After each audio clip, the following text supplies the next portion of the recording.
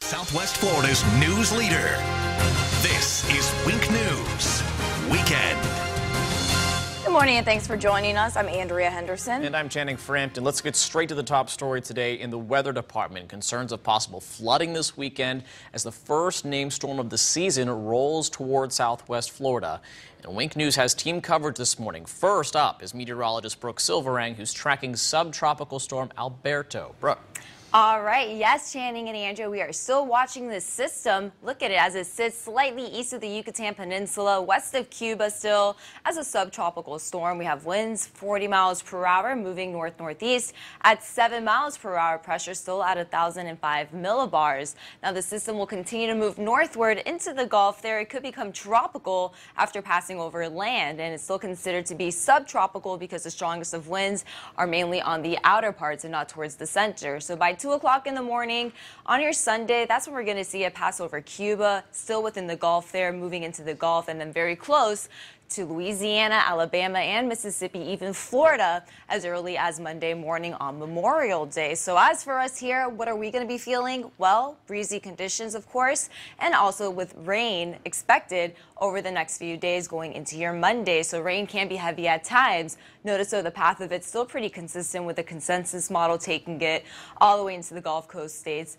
slightly west of Florida there in the Panhandle. So we are under that flood aerial watch, which means if we do get any torrential heavy downpours over us over a short period of time, flooding can be very likely for areas that are prone to flooding. So that pretty much extends all throughout the state of Florida. We are going to be monitoring the rain conditions because we are starting off with some moderate to light rain across the board.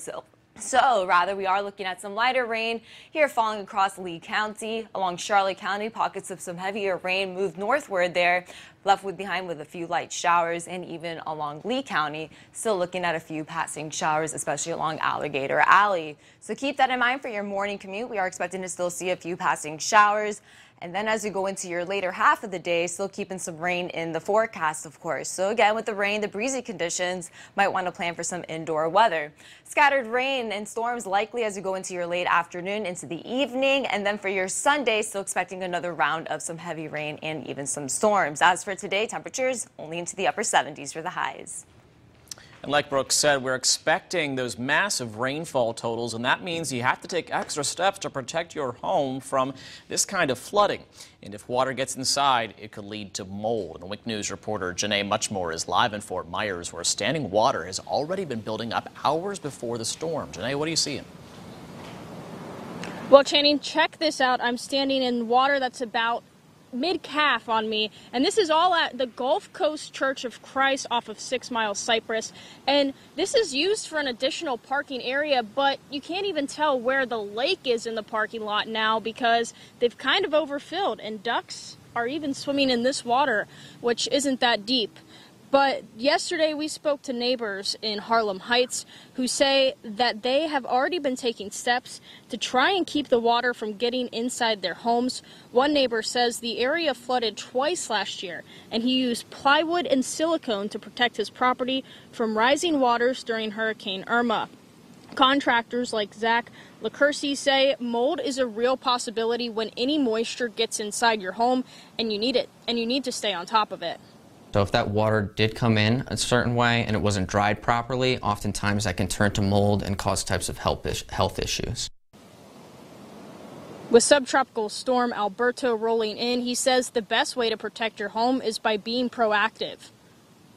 Keep an eye on these areas in your house where water can come in, and you can use abrasives such as sandbags and such like that if you're on a road that typically gets flooded easily. Just a reminder, it only takes mold 24 to 48 hours to grow once it gets inside your home, so it's important you have it checked out by a licensed contractor once the storm passes. And according to the National Weather Service, some parts of Southwest Florida could see up to 12 inches of rain from subtropical storm Alberto.